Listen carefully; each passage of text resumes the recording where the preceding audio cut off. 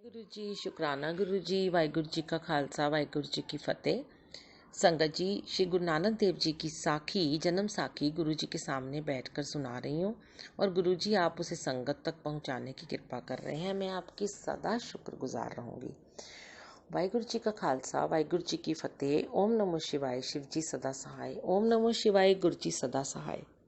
जय गुरु जी, शुकराना गुरु जी। संगत जी, साखी कृपया सर ढककर पढ़ें। साखी केसी खंड की। अब गुरुजी केसी खंड में पहुंचे। केसरी खंड का राजा और प्रजा सद्गुरु नानक देव जी के चरणों को स्पर्श करने को आ गए। रानी ने प्रार्थना की, हे गुरुजी, मेरे घर में संतान नहीं, आप कृपा करो और मेरा स्वामी मेरे वश में रहे। गुरुजी ने कहा, महात्माओं की सेवा करो, मीठा बोलो, नम्रता ग्रहण करो, सुख दुख को ईश्वरीय इच्छा मानकर सहन करो। फिर गुरुजी ने 2 लौंग और 1 इलायची प्रसाद रूप प्रदान की और वर दिया, हे रानी, तेरे गृह में 2 पुत्र और 1 पुत्री होगी। सदैव परमात्मा का स्मरण करना उत्तम है। गुरुजी को राजा ने कुछ काल वहीं विश्राम के लिए प्रार्थना की। गुरुजी ने राजा को सत्य उपदेश से कृतकृत्य किया, फिर आगे की ओर रवाना हुए। कुरुखंड में गुरुजी। वहां से गुरुजी कुरुखंड में जा पहुंचे। यहाँ ये रीति थी कि जब कोई बालक जन्म लेता तो लोग रोने लग जाते थे और यदि कोई मर जाए तो बहुत खुशी मनाते थे और हंसते थे। गुरुजी ने कहा कि ये लोग अज्ञानी हैं, क्योंकि जिसे परमात्मा बुला लेता है तो ये खुश होते हैं तथा यदि किसी को भेजता है तो ये लोग शोक करते हैं। यह अज्ञान है और ज्ञान ये है कि जो कुछ भी हो जाए वे उसकी इच्छा जानकर धैर्य में रहें। हमने उनको पूछा कि ये तुम्हारी क्या रीति है। उन्होंने उत्तर दिया कि जब जीव जन्म लेता है तो परमात्मा से बिछुड़ता है, इसलिए हम बुरा मानते हैं, और जब मरता है तो वह परमात्मा से मिल जाता है, इसलिए हम प्रसन्न होते हैं। मर्दाने ने कहा, हे भाई, ये तो ईश्वर इच्छा है तथा जीव का जन्म और मरण तो कर्म अनुसार होता है। इसमें तुम्हारी रीति केवल मानी ही है। ये जीव का जो आवागमन है ये कर्म के अनुसार है। जो ईश्वर के साथ जा मिलते हैं वे कभी भी योनियों में नहीं भटकते। तब लोगों को ज्ञान हुआ। उन्होंने गुरुजी से प्रार्थना की कि आप हमें अपनी सेवा में लें और हमारा कल्याण होगा। गुरुजी ने कहा, हे सज्जनों, परमात्मा ने अपनी अपार कृपा से संसारी जीवों को अनेक प्रकार के सुख साधन प्रदान किए हैं। उसे स्मरण करना तथा उसके अन्य जीवों पर दया करना मुख्य धर्म है। उसके कृतज्ञ रहो। उस परमात्मा से विमुख होना महान पाप है। परमेश्वर तो भूलिया व्यापन सभ्य रोग। यह शरीर कर्मा का एक वृक्ष है। शुभ कर्म करने से जीव का कल्याण होता है। फिर गुरुजी ने महान पवित्र उपदेश दिया, जिसे सुनकर राजा और प्रजा दोनों कृतकृत्य हुए।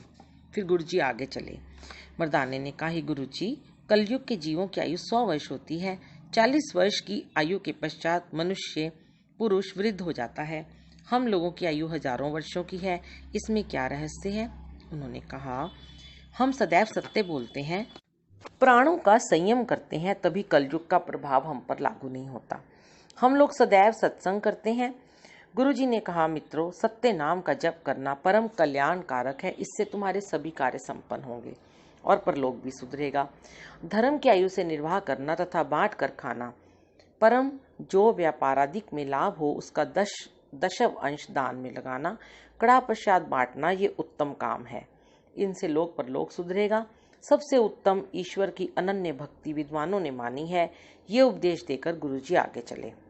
गुरुजी ईला भरत खंड को। अब हम लोग गुरुजी के साथ ईला भरत खंड में पहुंचे। उस स्थान पर कई करोड़ सिंह विश्राम कर रहे थे। तब हम लोग डर गए।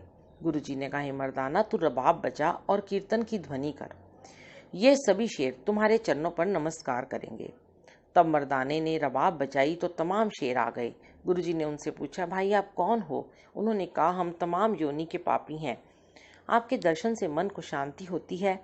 हमारा निर्वाह जंगली पशु पक्षी खाकर होता है और अब हमें कुछ नहीं मिलता। आप हमारा जैसे भी हो कल्याण करो। गुरुजी ने कहा, अब तुम मनुष्य बनोगे और हमारी सिक्खी प्राप्त करोगे। तब नाम जपना, तुमको हम राज्य करावेंगे। जब तक तुम्हारा आपस में प्रेम रहेगा तब तक राजा रहोगे।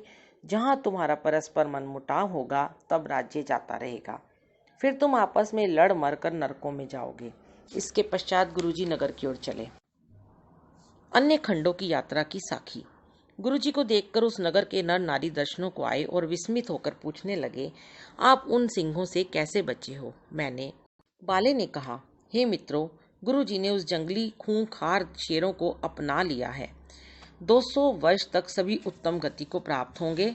अब यह किसी को दुखी नहीं करेंगे। ये सुनकर नगर का राजा और प्रजा दोनों गुरुजी के चरणों पर गिर पड़े और कहने लगे, हे महाराज, हम लोगों का भी भला करो। तब गुरुजी ने कहा, भाई आप लोग सत्य भाषण करो, दान सत्य नाम जपो, शब्द पढ़ो, किसी के साथ वैर विरोध ना करो, देह को नित्य जानो, तब तुम्हारा भी कल्याण होगा।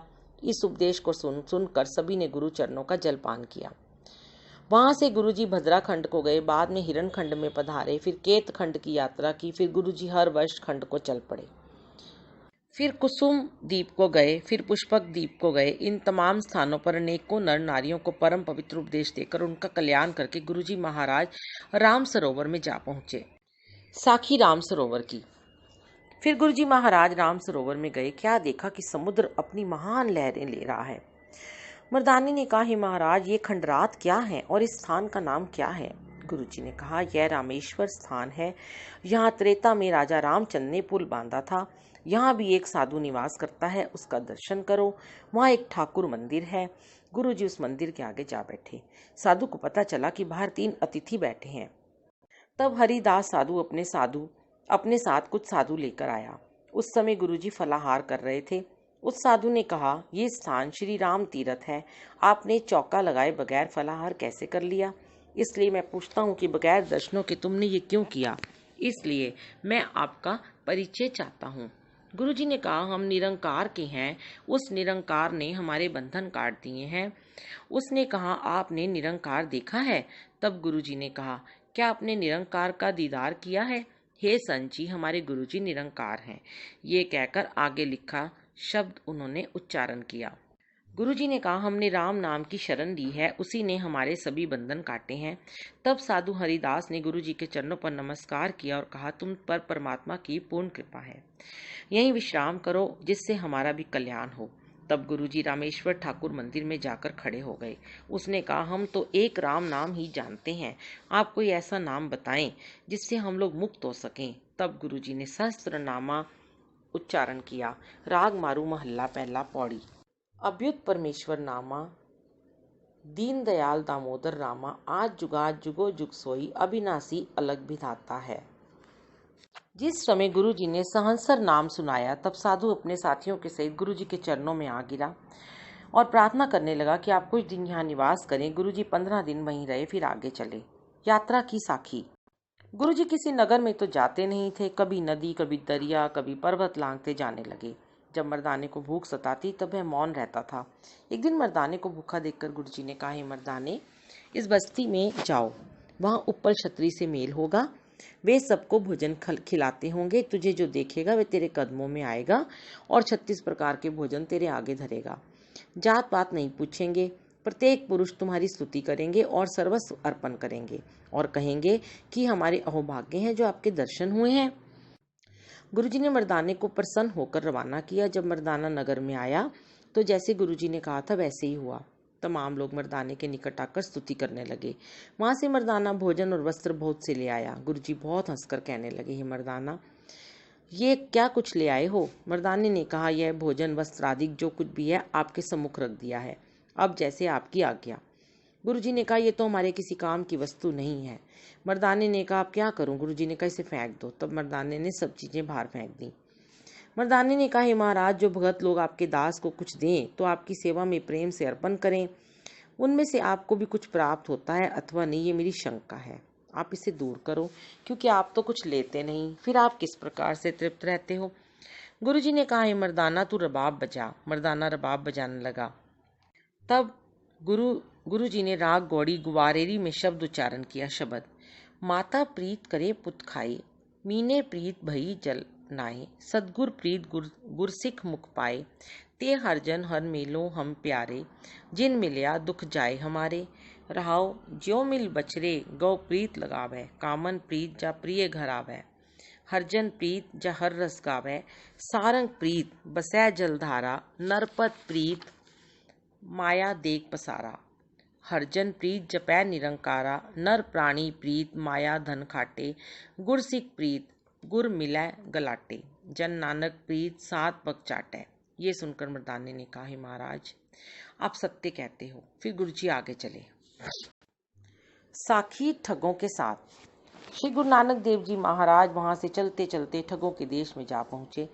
रास्ते में शेख सज्जन नाम का ठग रहता था। उसने मार्ग में ही अपने मकान बनाए थे।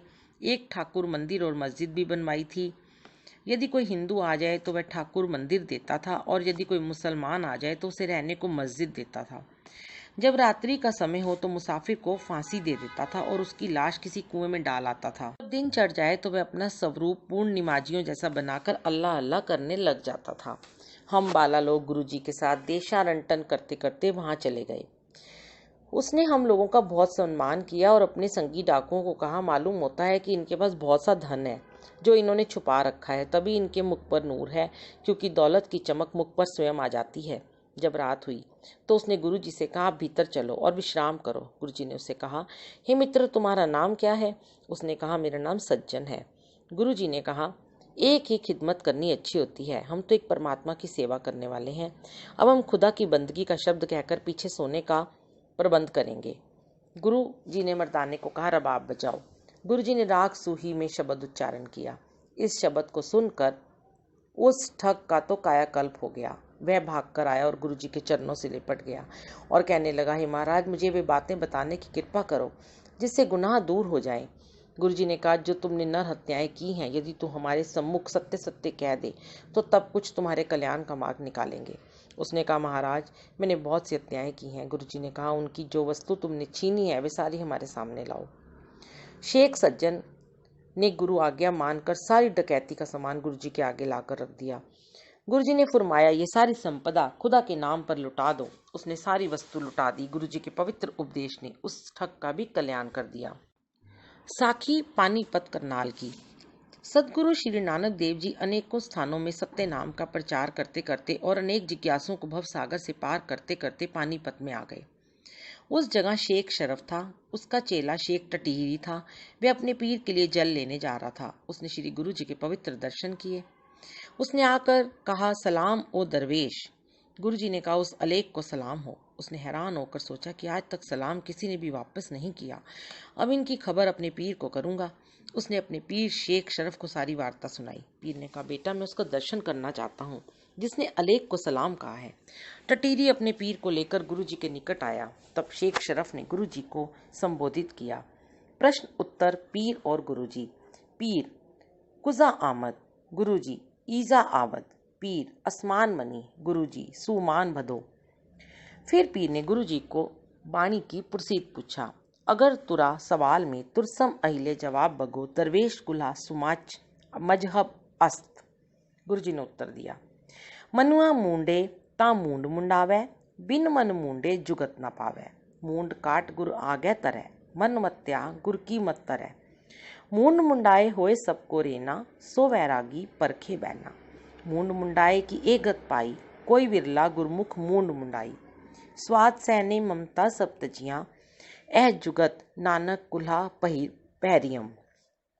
ये सुनकर शेख ने पूछा, अगर तुरा सवाल में पुरसम अहिल जवाब बगो, दरवेश फिरका सुमाज मजहब अस्त। उत्तर गुरु जी का, पीर मत मुरीद होए रहनम, कफनी टोपी मन शब्द गहनम। बहता दरिया ले करे बरती, सहज बैस तहा सुखमन चेती। हरक सोक का करो हकारम, पहर कफनी दुविधा बिदार। सुन गढ़ लै बसदी रिहाई, तब कफनी की जुगत पाई। कुटम छोड़ भया अकेला, नानक हर कफनी भया सहेला। शेख का प्रश्न, अगर तुरा सवाल में पुरसम अहिल जवाब बगो, दरवेश सफाए तुरा दरवेश मन मला चिला संसे। गुरुजी ने शब्द उच्चारण किया। गुरुजी ने मर्दाने को आज्ञा दी कि मर्दाना रबाब को बजाओ। शब्द कहेंगे, मर्दाना रबाब बजाने लगा। देव गंधारी महल्ला पहला। जीवन मरे जे गत पुन शोभै जानत आप सुमावै। सफन सफाई होए मिलै, खास को तो दरवेश कहावै। तेरा जन को है ऐसा दिल दरवेश, शादी गमी नमक नहीं गुस्सा, खुदी हिरस नहीं एस। कंचन खाक बराबर देखे, हक हलाल पछानै। आई तलब साहिब की मानै, अवर तलब नहीं जानै।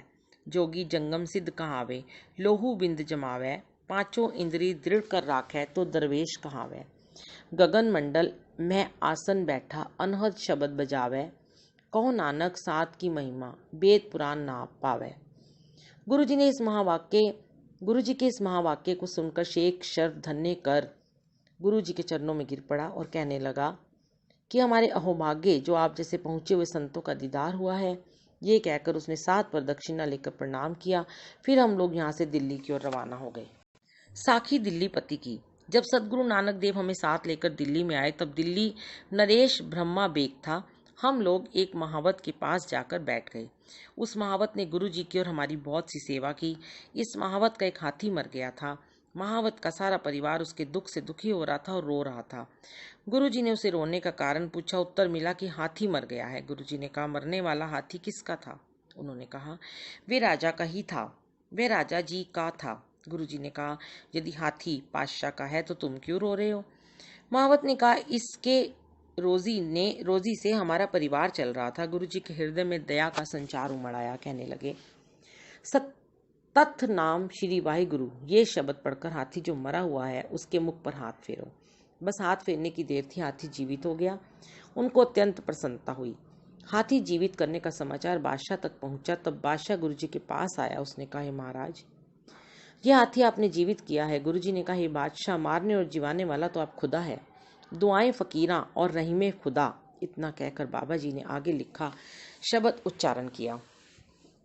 शब्द, मारे मार जिवाले सोए, नानक एकस अवर न कोई। इतने में वह हाथी मर गया। जब बादशाह ने कहा, इसे जीवित करो।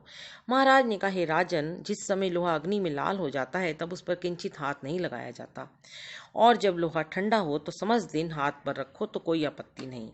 उस तरह परमात्मा के मारे की परमात्मा का भजन प्रभाव जीवित रहता है, परंतु फकीर की मार को खुदा भी वापस नहीं करता। बादशाह ने इस उच्च भाव को भली प्रकार जान करके अति प्रसन्नता से गुरु जी के चरणों को अपने मस्तक पर लगाया और बहुत तारीफ की। तब गुरु जी ने नीचे लिखा एक श्लोक उच्चारण किया।